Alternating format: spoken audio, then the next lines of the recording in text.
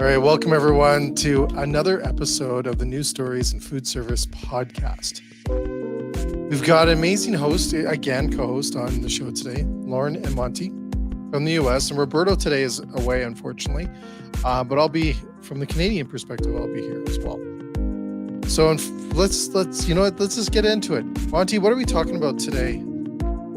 Well, we got three stories that I thought would be interesting, and I try to gather these stories from some, of our major news sources that are out there. And so some of these came from FSR magazine, which puts out some really great content.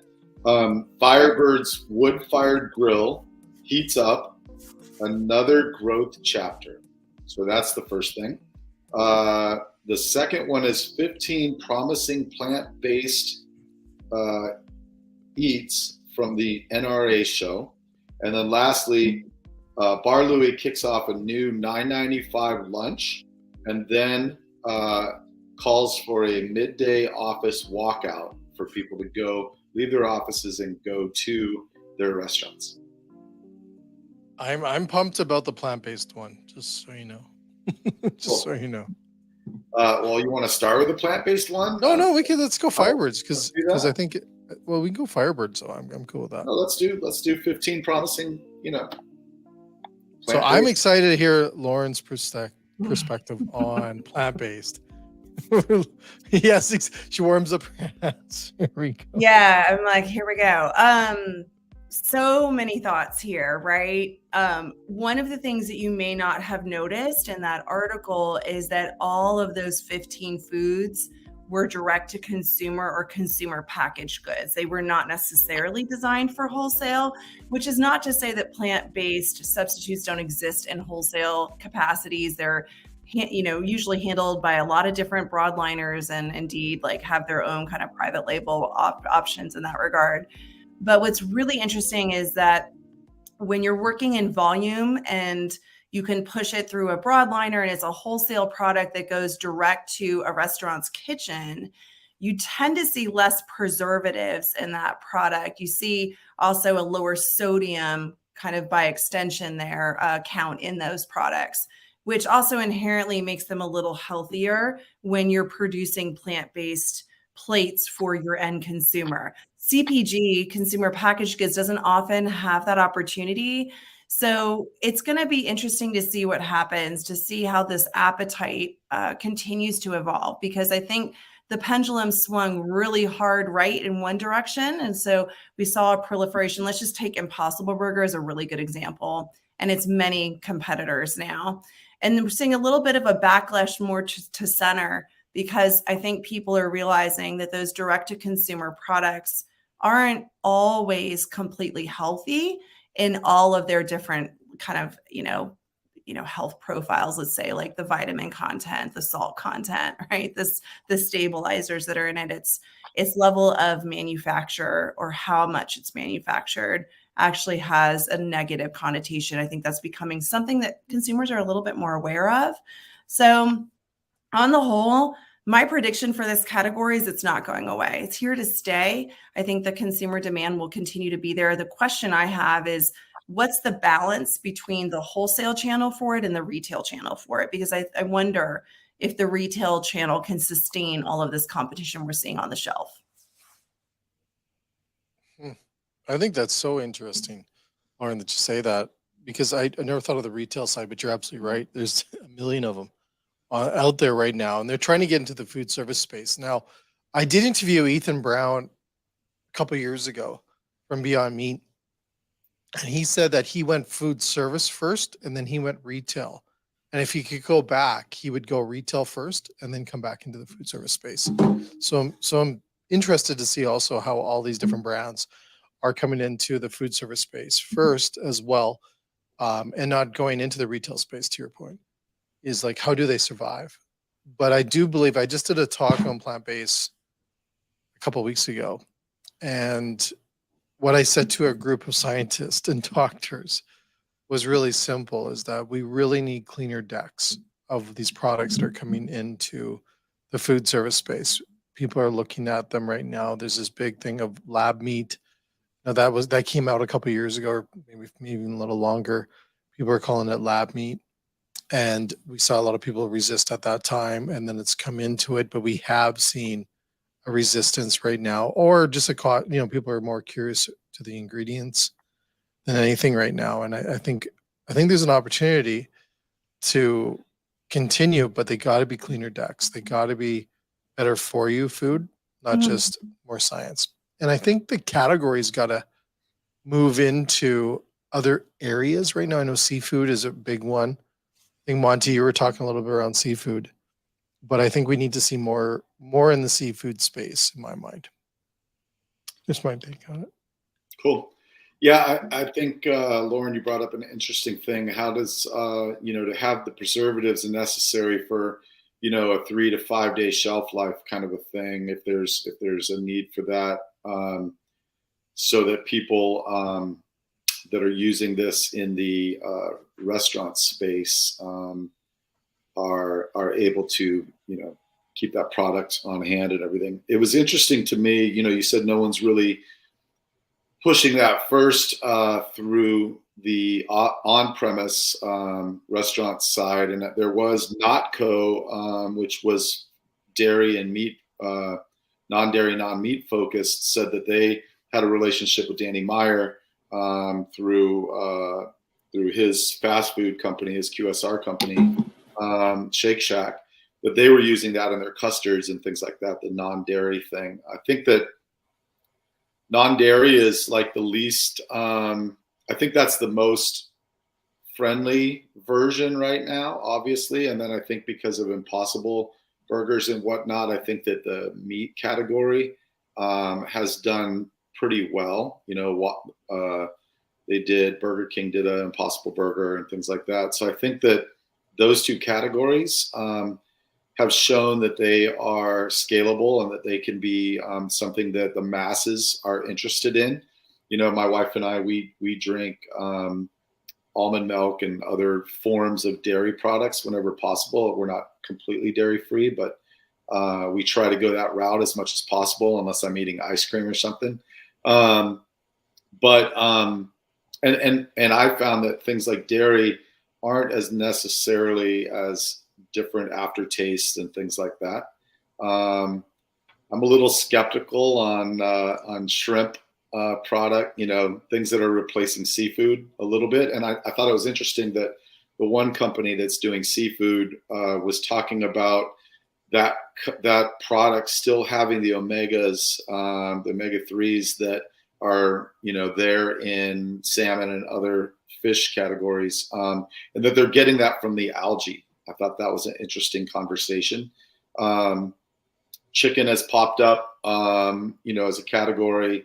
And then eggs, I thought was interesting that some of the companies are able to recreate an egg in the similar styles, scrambled, poached, the different styles to accommodate that person that likes eggs, but want to be, have more of a ecological kind of imprint.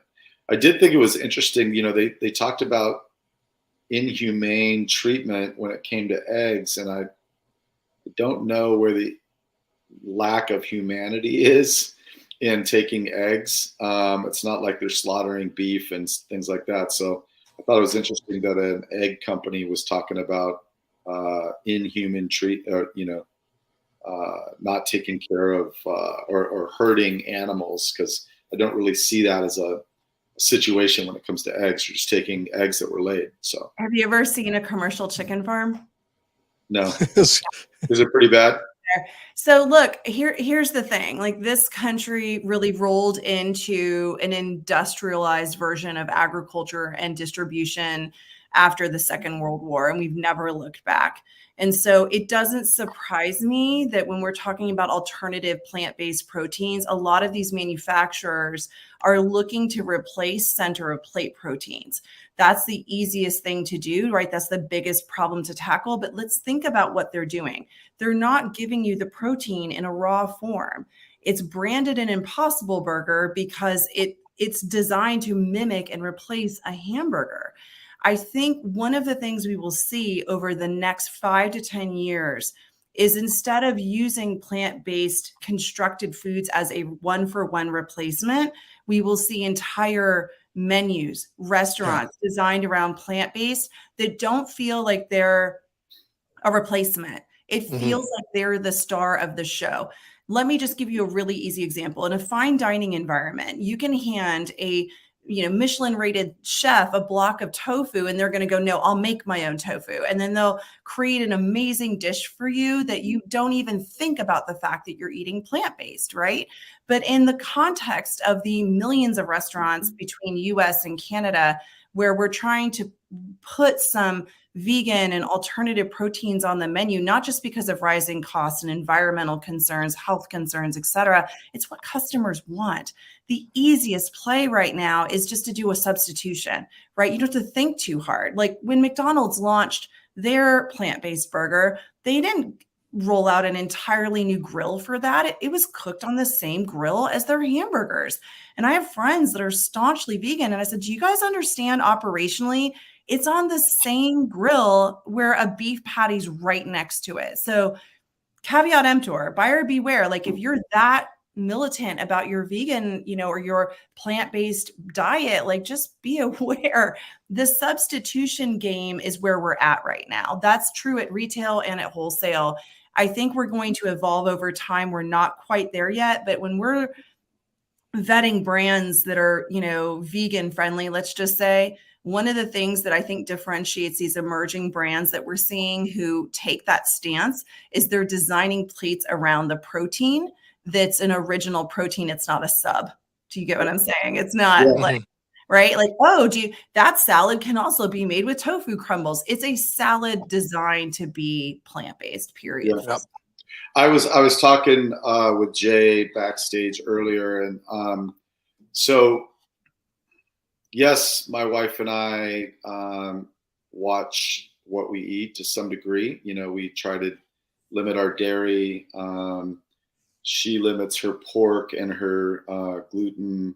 I unfortunately eat gluten, everything gluten and pork more regularly than she does. But I think that the majority Americans, from what I've seen, and it'd be interesting to find out what Canada's take is on it. So if both of you can kind of weigh in after I finish, I feel like the majority of Americans do care to some degree about what they're putting in their bodies.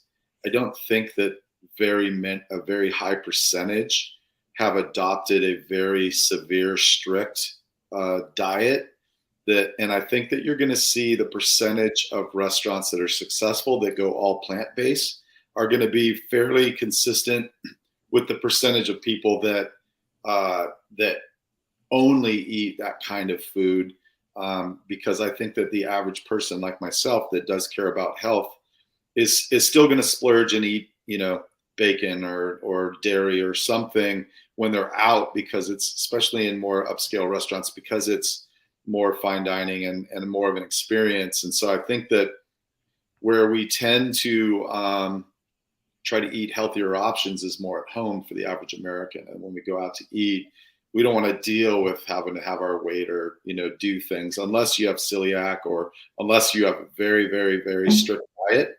So I'd be interested to know, Lauren, you mentioned that you think most Americans, and I agree with you, most Americans do care what they put in their body, but do they care at the level that a completely plant-based or health restaurant that they're going to just spring up all over America? Because I just don't see the supply demand for that, because I don't think the majority of Americans care so deeply about their diet that they're just going to transform what they eat 100%, including when they dine out.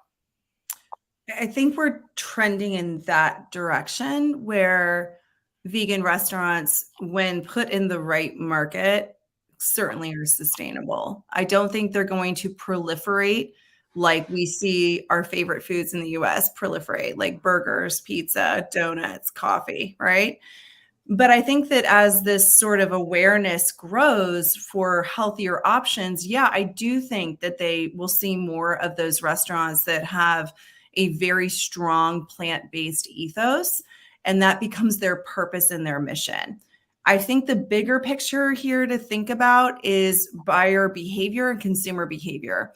One of the number one drivers for vegan diets in folks who are under the age of 35 is actually environment and ethical concerns. It's not the health concerns. So this all leans into, again, the broader stroke here is that consumers want to be clear on where their food is from, how it's sourced, what that means to the company and how it all ties into the company's larger purpose and mission. So to me, I think that's what's kind of steering these decision behaviors. And I'm okay with it. I'm here for it because I think, look, as Americans, I personally think we need more diversity in the food that we eat. We need more conscious consumption of our food. And this also ties back to recent news everywhere on food waste. You can't turn the page in a newspaper, open your phone and look at the news and not see another restaurant group getting called out for what's in the dumpster at the end of the night, right? And I think all of this, if you just think about it at a macro level, is consumers really wanting to know that you care about the food that's going on their plate and that it's meaningful for them and that choice that they're making to eat with you. Mm-hmm. So Jay, backstage again, we were talking about how I was the director of operations for a restaurant in Nashville, restaurant group, and we opened a sustainable seafood restaurant where we were, we had farm, we were reproducing fish. We were working with those kinds of fish farms and stuff to make sure that we kept the eco-friendly situation. And we also had this machine that would basically reduce all waste pretty much into water. It was a very good economy or ecology kind of a situation. Very costly machine, very costly to buy sustainable seafood. And we found in that restaurant that the extra pricing you had to put into running an operation like that didn't always come across to the guest as, even though we had a huge marketing campaign on, hey, we're eco-friendly, hey, we're sustainable, we didn't see as many people interested in paying the extra money for the product in the restaurant. And you said you kind of had some experience with that up in Canada. Do you want to talk about that, and then also if you think that you're going to see an influx of plant-based restaurants only cropping up in Canada? Well, I think, first of all, I always think that I've done it before. I've created a product in the marketplace once that was a plant-based. It was a 50-50 though. It was a 50% ground beef and 50% plant-based. And I did that for really to reduce the cost. And then it came out as a premium product.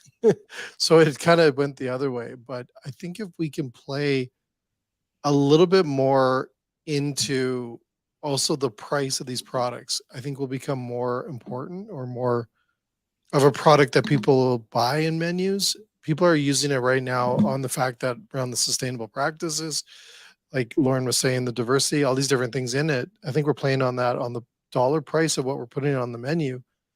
But it is an opportunity to look at how can we reduce the cost on that. So if Beyond or Impossible or these new startups that are coming out here through the NRA are coming in at a lower cost, I think you're going to see, it drive it even further into the marketplace that we're in, to sustain or to continue to grow in the marketplace.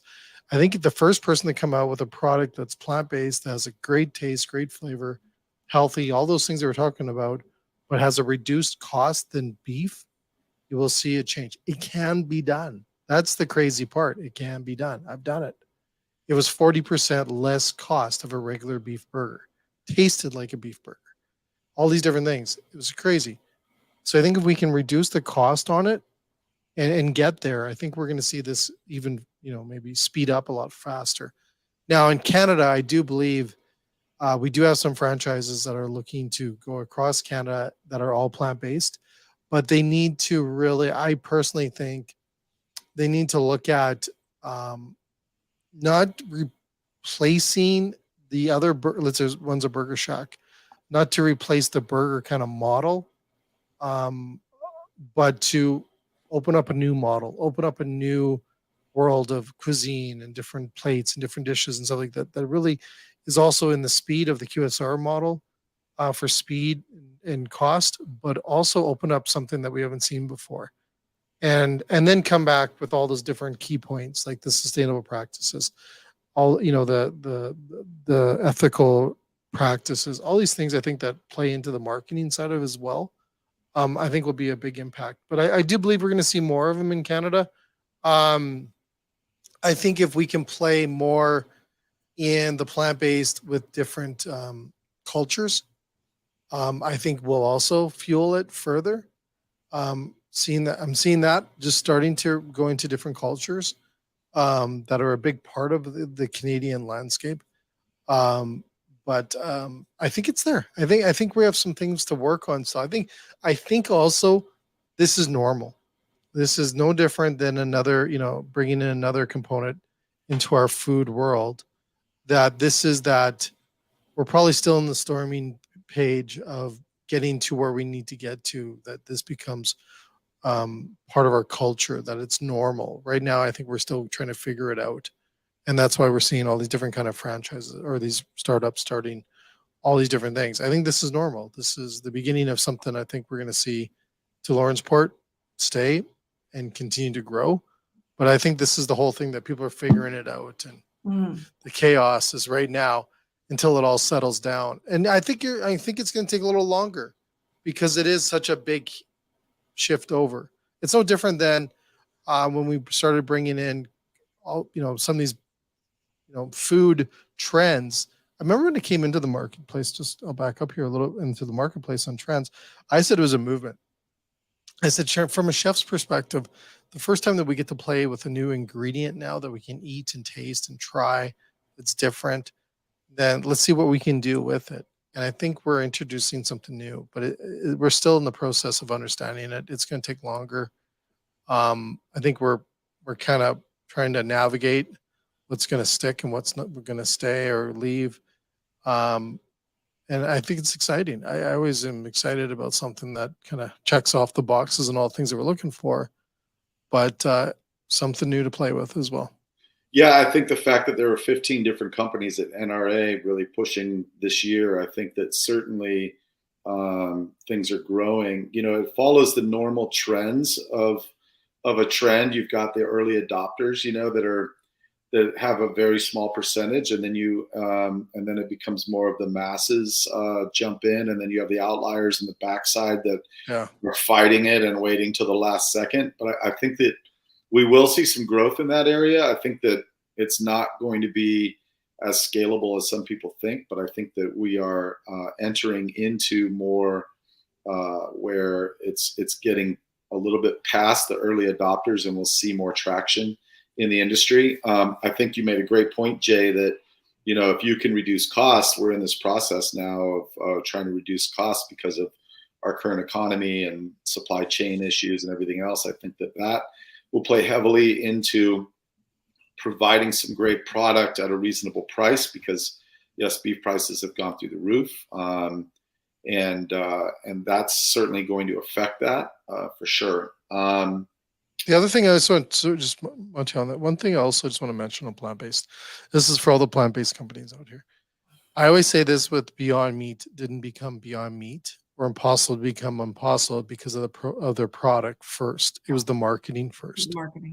It was the marketing, and I've done it. My product didn't go further than the few whatever many months it lasted in the marketplace because we didn't spend a nickel on the marketing. And it was all about the marketing in those two big brands right there. It has nothing to do with the flavor, the profile. It does now, but at the beginning, it was all the marketing. So I think some of these brands like Just Egg, Chunk, I would be keeping a close eye on Chunk. I think they're out of Israel. Yeah. That was NRA. I'd be watching that one. That one has got a lot of the other big brands leaning in and going, what is going on here? This looks pretty cool. So if it is what they say it is, I think Chunk's here to stay, in my opinion. I'm sorry. It's full cut. It's full cut. It looks like full cut steak. Yeah. Like it's not processed. I think there's something there on that one. So to the end user, I get the cut. So what you're doing when you brand something like that and you put the marketing dollars behind it is you're creating consumer trust so that that creates demand for it that is then translated into sales in a restaurant, right?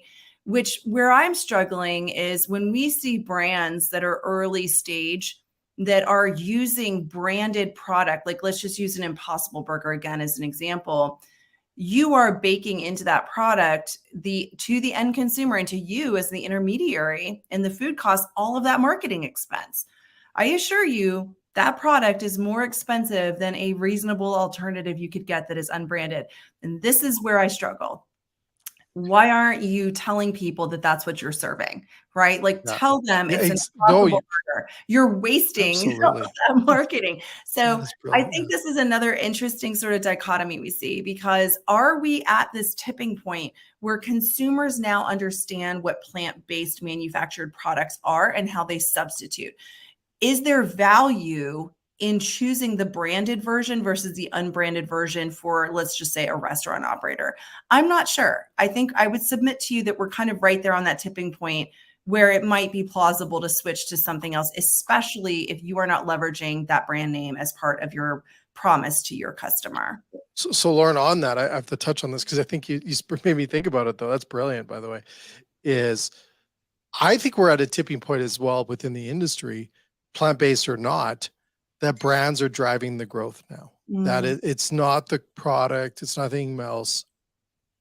And then the product comes in behind the brand. But I think brands right now are driving and will continue to drive as more and more, I guess, the the mass overall starts to create these communities around these brands. Right. And I say that with Crumble Cookie. I had them on the show. I just released their podcast the other day. 800 stores in 5 years, $1 billion in sales. Cookies. Great product. Nothing wrong with it at all. It's a phenomenal product. But what an incredible brand and a beautiful brand. Right. And it's a cookie. Right. And I think when you look at these other franchises and these different companies that are coming through right now, the more that we can make those cult brands or brands that we follow, or I always say, I actually think on the show, I said, do you have people have tattoos with Crumble Cookies? Like, yeah, they do.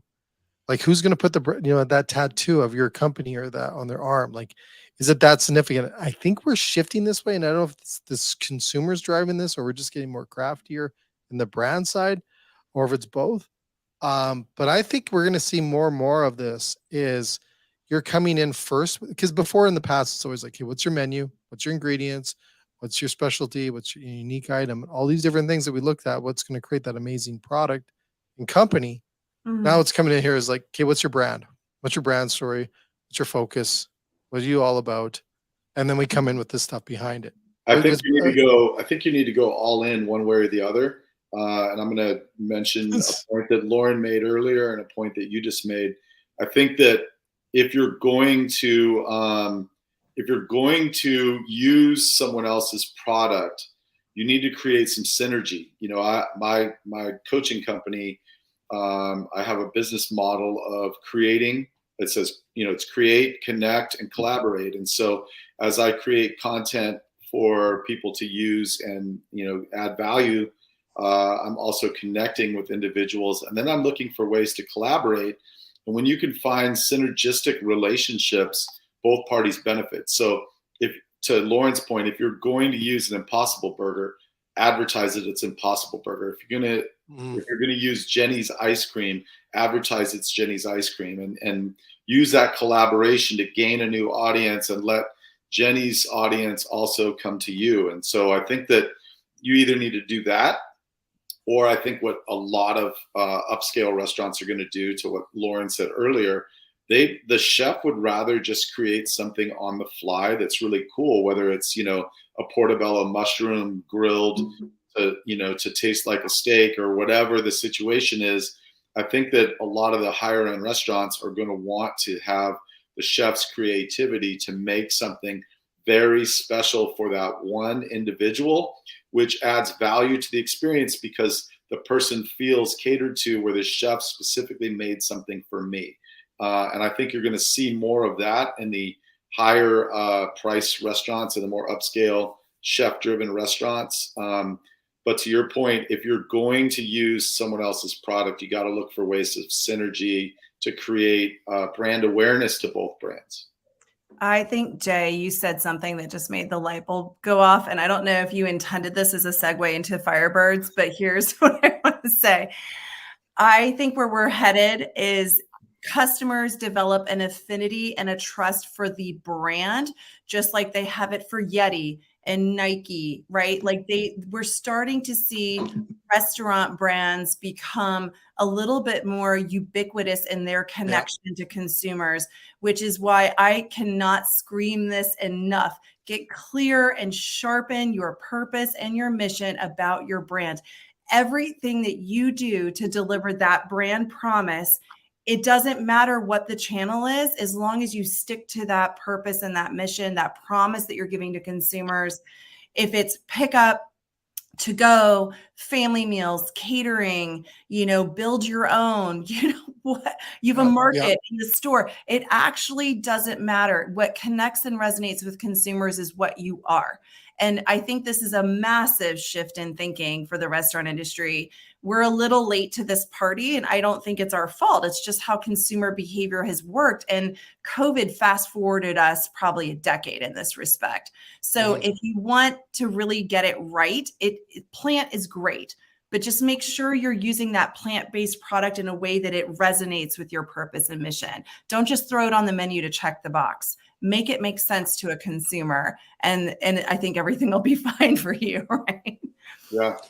All right. So speaking of Firebirds, so Firebirds Wood-Fired Grill heats up another growth chapter. So there was an interview with the CEO of Firebirds, and he was talking about what their kind of plan was pre-COVID, and it worked out to their benefit because they got kind of lucky to preemptively start a new chapter in Firebirds pre-COVID that actually has benefited greatly for them through COVID. And so some of the things they talk about in this article was AI, virtual kitchens, catering, and more takeout. So who wants to start on this topic? Go for it, Lauren. Ladies first, I guess. Exactly.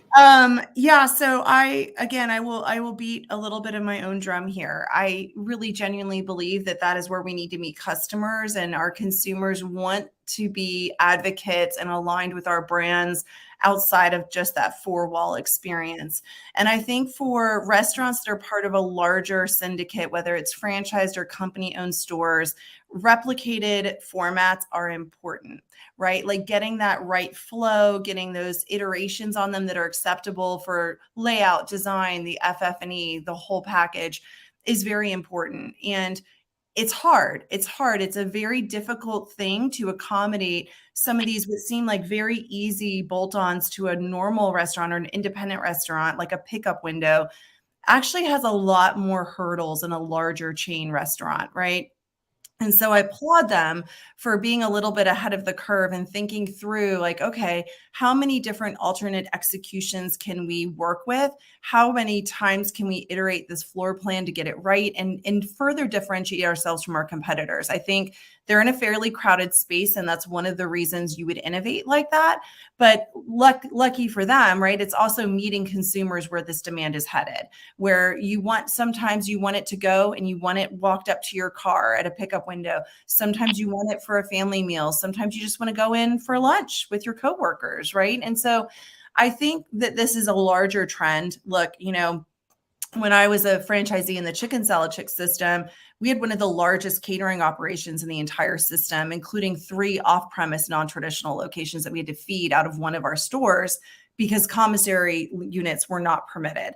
So in one of my last units I built, we doubled the size of the kitchen and the walk-in cooler and had backdoor access in order for us to drive up with a cold truck and load out almost an entire restaurant's worth of volume into a cold truck every morning when we had shows to meet down in our non-traditional locations, right? So that kind of permissive innovation and flexibility in construction format is huge. I'm so grateful for this article and just laying it out so that other brands feel comfortable making those kinds of iterative designs. You're not going to crash the whole system by allowing a franchisee to have a pickup window. Treat it as a test. The lawyer in me is like, it's a test. You're good. It's fine. It's fine. You can always claw it back later and say, we're not going to do that anymore. But the point I'm making is these omni-channel approaches are here to stay. You have to be able to build restaurants to leverage that kind of approach, period. And I think, Lauren, also is that the one thing I took from this article and what I see here, I'm not familiar with them. I'm not in Canada yet.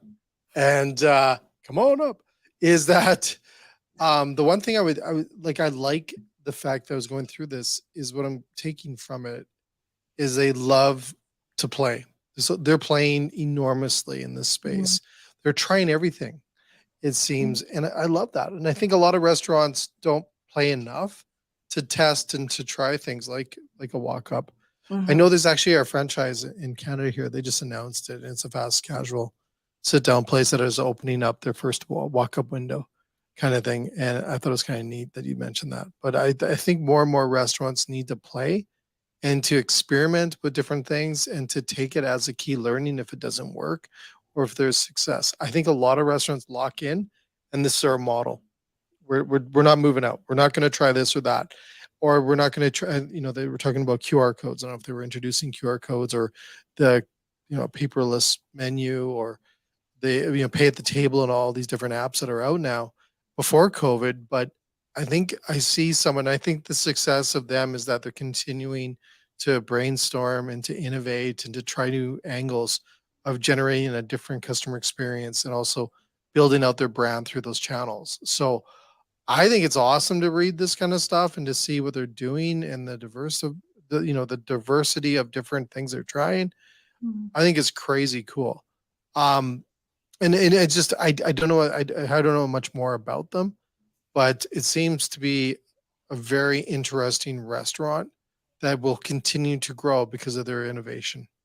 My experience with Firebirds dining in their restaurants is they've always been very, very consistent, which is you've got to provide this consistent experience. And if you don't, then you're not going to be a good or great restaurant. You have to have that consistent experience. And I think that where they're really leveraging, which I think is doing great, is so much of our industry, even post COVID,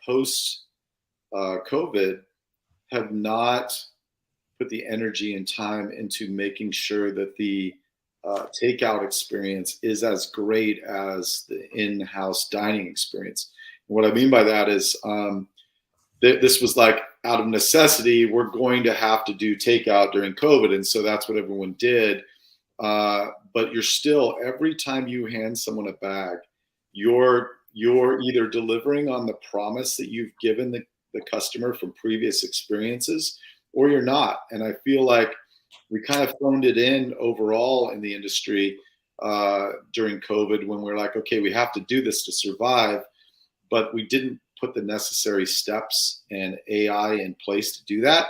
And one of the things that I like from this article is they talk about how they've used AI to integrate so that the guest is not sitting for more than 30 seconds in the parking lot with their car running, which, they talked about even creating a smaller footprint of emissions and things like that. But just, what it's like, you wait 30 seconds and you think it's 5 minutes, because your perception of time when you're waiting for something is far greater than when you're not. And the fact that they've committed to getting food out to the car within that time, within 30 seconds using AI, I think is brilliant. And, as we continue to figure out where virtual kitchens, which they've gone into, have their place in our industry and in our brands, and where catering and where takeout takes place, just that idea of we never want to be in a position again where we have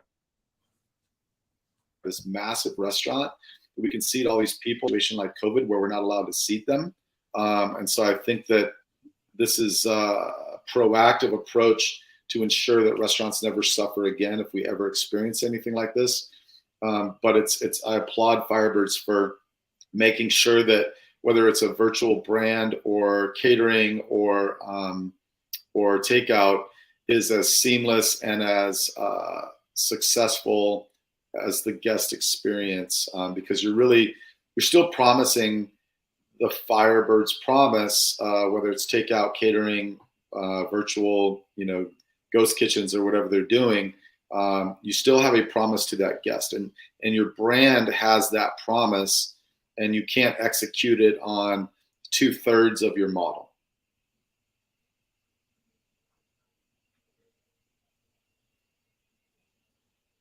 All right. Anyone have anything before we jump to the next? I don't really have anything else to say. Disagree or you completely agree. And I was waiting for Laura. She always has something crazy. no, I don't think I just want to let that hang. Like, I think that was beautifully said. Again, like, just brand promise, period. Like, just connect the dots. Yeah. Just whether it's plants or how you execute, just connect it back to your brand promise, please. Yes. Great. All right. Thank you. Man, if I had a mic, I would have dropped it. Bar Louie. I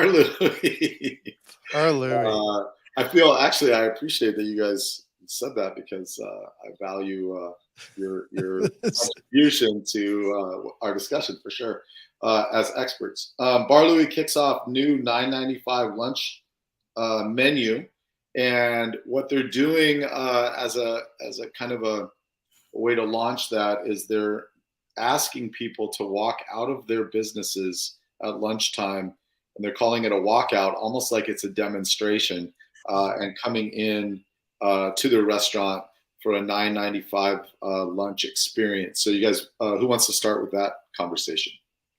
Lauren, I always go to you. Hey, I'm here. Raise his hand. For it. Okay, so trends recently have shown that food is a huge way for the back to office crowd to continually reconnect and kind of keep it fun and entice people back to the office. I mean, I think we love food as a connector between people, right? So it's no shock to me that the catering space has sort of rebounded really nicely, well past 2019 levels. I'm so happy for that, to see that revenue stream is available to restaurants who have implemented catering programs. Just another way to touch consumers. So I love this kind of play on, like, come on, get out of your office and come in together as a team. Like, walk out, get up out of your desk and, like, come in and meet here. This is not the only kind of brilliant, low-key, brilliant execution I've seen around, like, hey, meet with your team here. There's a local kind of breakfast and sandwich concept that's based here in Atlanta that has in their new models built in small, maybe like 6 to 8 people meeting rooms that you can book for free. And you just bring your team in, you get free Wi-Fi. There's a large TV to use as a big monitor. And the idea is it doesn't have to be this stressful private event moment. And in a fast casual context, absolutely freaking brilliant. Like, use all that extra dining room space that you're now nervous about and convert it into a way for it to be a place to gather. And I think that's what this is about. It is a brilliantly packaged marketing approach to, hey, come and make us the place where business happens. Do you guys remember The Office? Yeah. The American version where they go to Chili's all the time for the Dundies and for their, like, important meetings. And Michael Scott's is like, Chili's is where business happens. And it's just like a funny joke. But I think there's something to that, whether you're executing it in free business space, meeting rooms, perks for your team. I love it. I kind of love that. Like, hey, come gather here, come back. I think it's a great marketing tactic, is like to get people also from home. Like, if it is where we're doing a lot of remote work up here in Canada, it's getting everyone to come to that one place. And like that real estate, you said that, Lauren, just nailed me in the head, is just that amount of real estate not being used at certain times in the day as well. It's just sitting there. You're open. Why not get people in there? And we saw that where, Starbucks and different locations were using the free Wi-Fi. It's almost like an office space when you go into a Starbucks nowadays. It's all office people working. It's all computers, and they're capitalizing on that, getting people out of their homes to have a a community area to work in.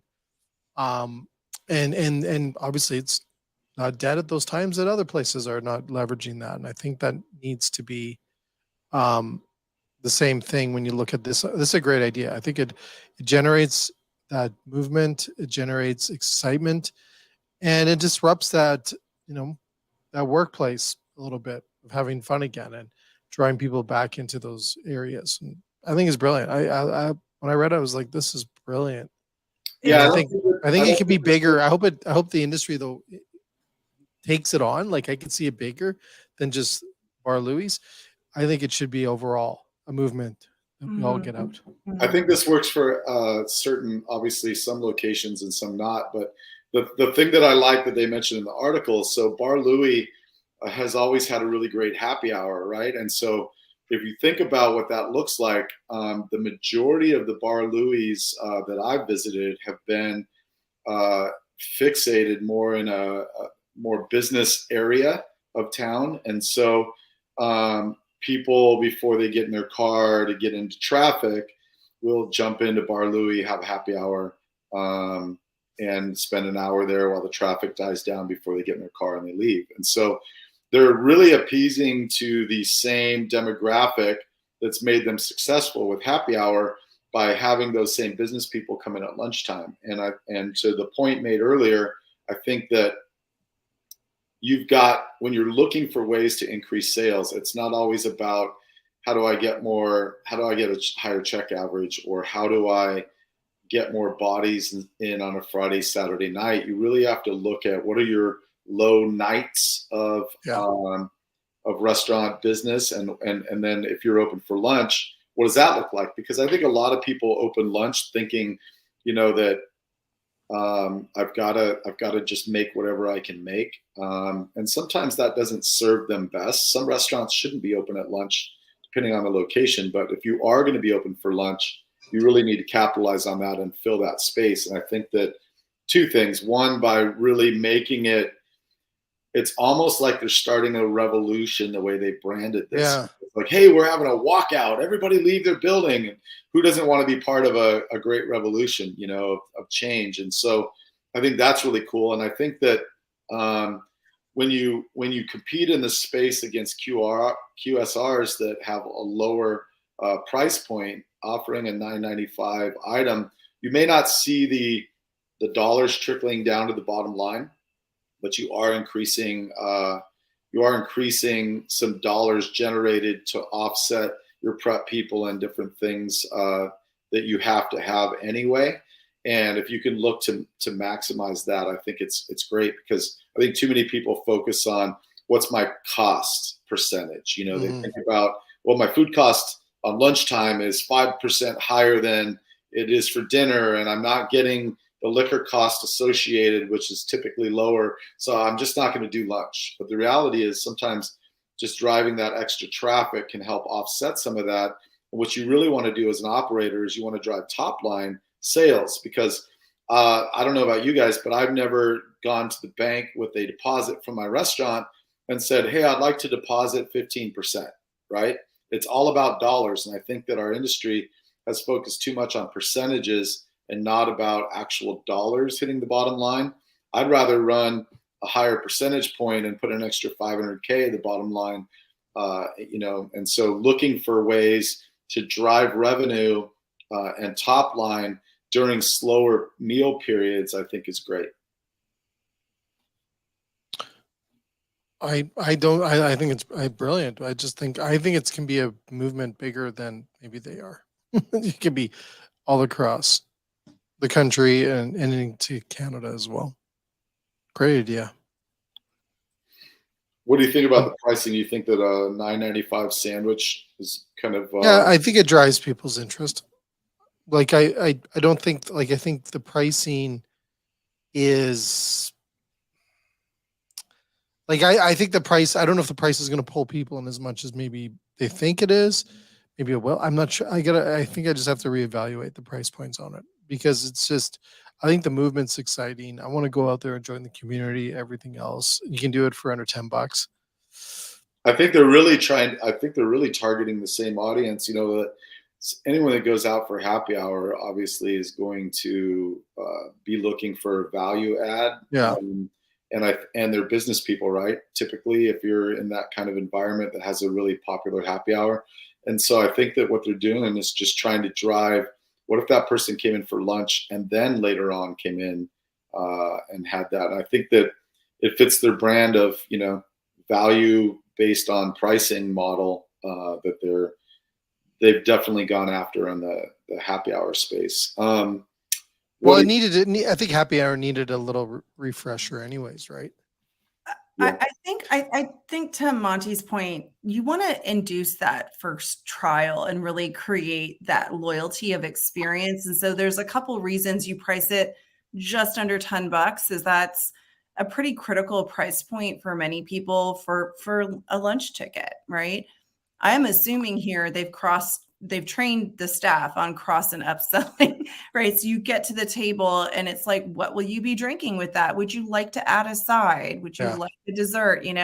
And so also like think about who's making this purchase decision. If it's a group of workers in the office, that is a price point that accommodates a lot of people where they can go, yeah, I can spend $10 for lunch. But the average ticket's probably more like $14, let's be honest, especially including tax. And so if you're a boss and you're like, hey, I'm going to take the team to lunch, you look like you're being frugal and economical by doing something like this. So to the end, like even if they broke even on that lunch, which I doubt it, right? They're probably eking out some kind of profit margin on it. I would hope so. They're getting a new batch of customers in there that maybe wouldn't have tried it otherwise, because you went in with work. Now you may be more likely to go back later with your family. Yeah, they actually use the strategy of the first 50 people coming in on the walkout day.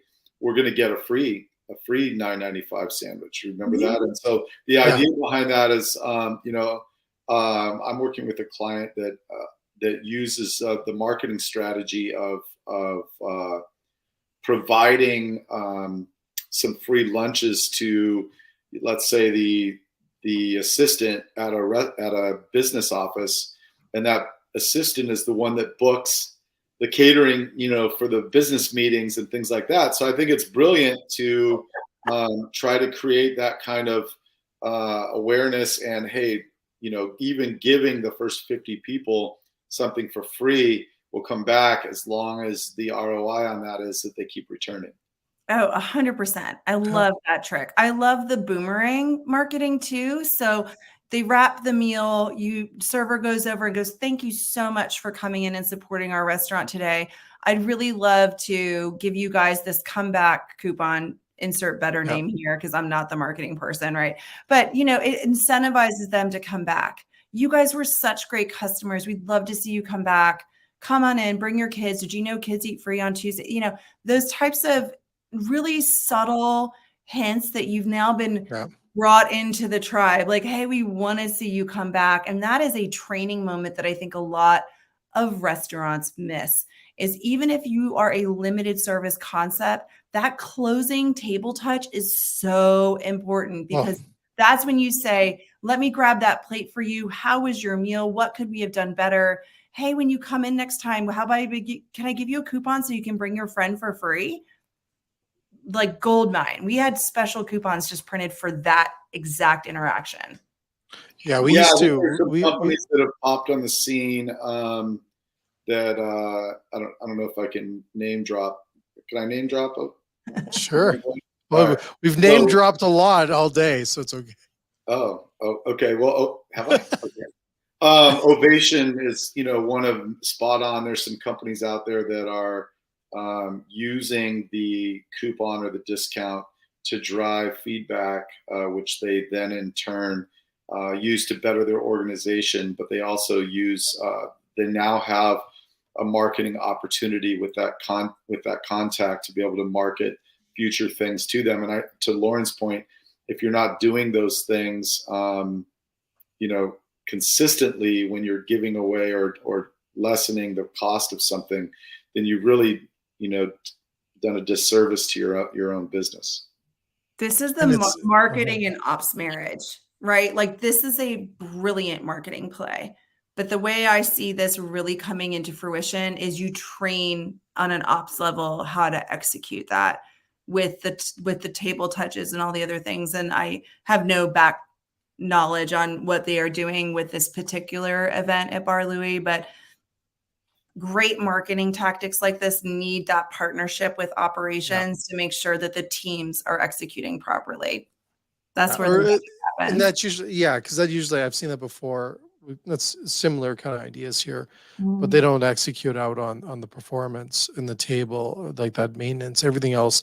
And we used to do this in the chain that I used to work with is um, we actually, it was this whole thing. At that time, we could handshake. I don't know if today's the world is acceptable to handshaking, but we had it where it was a handshake. If you could at least get a handshake to the table of those people at the very end, or even the managers to come over and handshake one person, the world changed with a handshake. Or on the way out of the door, the servers were trained to run to the door, while the guests were leaving, just to thank them one more time and to handshake the husband or the wife or the kids even. And it changed the world so much that people were coming back like in droves just because they got a different treatment. And I think we need to look at those things again in overall. I don't see it as much as we used to. And I think we've lost touch, not the handshaking, but the overall experience at the end. And to, like you said, Lauren, you had me locked in with those words you said of that, how was your experience? How was thanks again. Come back, please. We'd love to have you back. Kids eat free. All those things are huge notes today that we don't see anymore. We don't see those anymore. We don't, well, very few, let's say. In Canada, we could do it more of them. As somebody really focused on hospitality, I get goosebumps when you talk about things like that, because I think that, when we have people over to our house, we don't, once they're ready to leave, if we're sitting on the couch and the TV is on, we're not like, hey, peace out. Exactly. We walk them to the door, right? We walk them to the door. We thank them for coming. It was great to hang out with them. Oh. And we don't do that in restaurants and one of the things that I've done in my career, and I think that the some of the best hospitality people, I'm sure Danny Meyer and his people do this. When you walk someone physically to the exit and thank them for coming in, you've just personalized the experience. But so too often, as soon as somebody signs that credit card and the tip is written down, they become a ghost, and you ghost them after that, and it's almost like they're not even still sitting there. So I think that what you just said is super important. That close, it's interesting. I was going to say, Monte, that there's two things I just want to maybe I finish on this rant is the chef in the kitchen. Half the time I wanted them out in the front talking to tables. Two, you won't believe what a $5 umbrella does is when you walk out to someone when it's raining, or you go out to the door before they come in you run up to the car as they come in and you've got an umbrella. Those little things like that in today's world with social media and different things that can play sometimes into those things will put you in a different stratosphere than your competitors.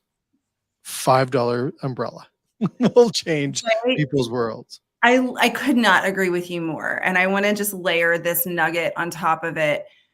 I always looked at it like, okay, if we're going to do 85% of our volume over lunch, then it's okay to hire a dining room attendant just to handle lunch, just so we can get those touches in, flip the tables faster, but in a way that feels casual and careful about who's sitting there and in being meaningful in our interactions with them. But the way that you do this is you have to inform, educate, and empower your staff to live this every day. When they see opportunities, you have to give them the courage, the encouragement, and the reward for acting on your behalf. And one of the things we used to explain to our teams, and it didn't matter to me if they were back of house, line, front of house, whatever, was there is an acquisition cost for a new customer.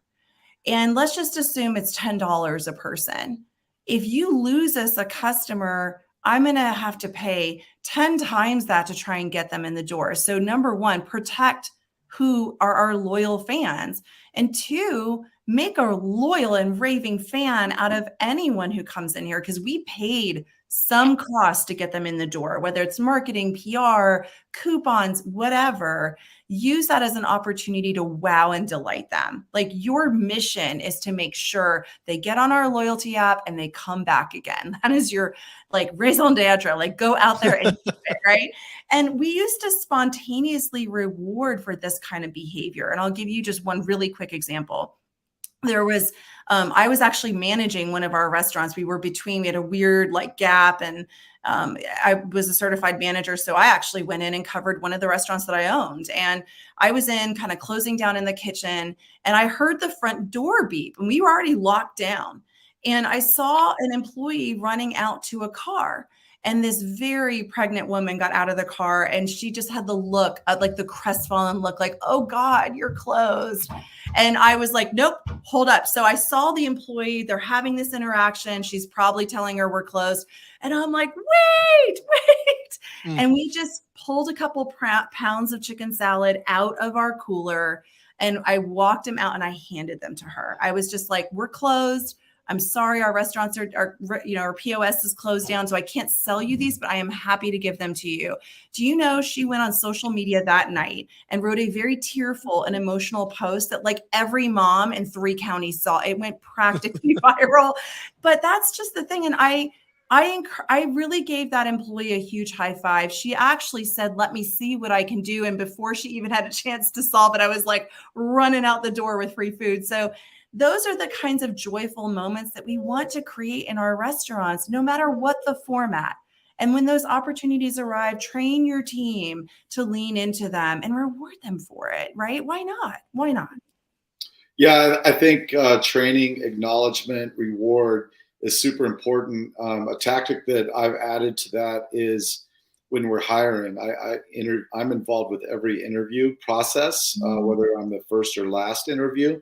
And I typically start, and I learned this from a mentor of mine when I was with another company, and it's about having a conversation with them before you ask them a single resume question. Who are you? Where did you grow up? These kinds of things. How many brothers and sisters? You can learn a lot about someone from and I'll say they're generalities, but they seem to be more accurate than not. The oldest child acts differently than some of the other children when it comes to responsibility and things like that. So I think that you gain this information, and I focus so much of the first 20 minutes of the interview on who are you, because it is sometimes difficult to train how to be compassionate and have empathy and those kinds of things. You almost have to find that. That's the avatar you want to hire. And so I spend the majority of my interview focused on who they are, not what their resume looks like, because what they can do only matters to a certain degree as to how they perform that. And so, I think that what you said about running out there, and even though you couldn't, you turned a no into a yes, Lauren. You couldn't charge them for it on the POS, but because of who you are, you chose to give them some free product. And I think that we often miss that opportunity. We see, oh, this person has 20 years experience, hire them, right? They might be an a-hole, that isn't part of the culture you're trying to build. So I think that in addition to what you said about training, acknowledging and rewarding, I think that you've got to just look for those kinds of people. Very cool. We should wrap up. We're going over our time. We can talk all day once again on this. It's been a pleasure. As always, thank you. Yeah. So, awesome. Cheers. So Monte, we'll have to do this again, I guess. Yeah. And Lauren, thank you so much. Anyways, to everyone else, we'll be back again next Monday. Have a good one. Cool, man.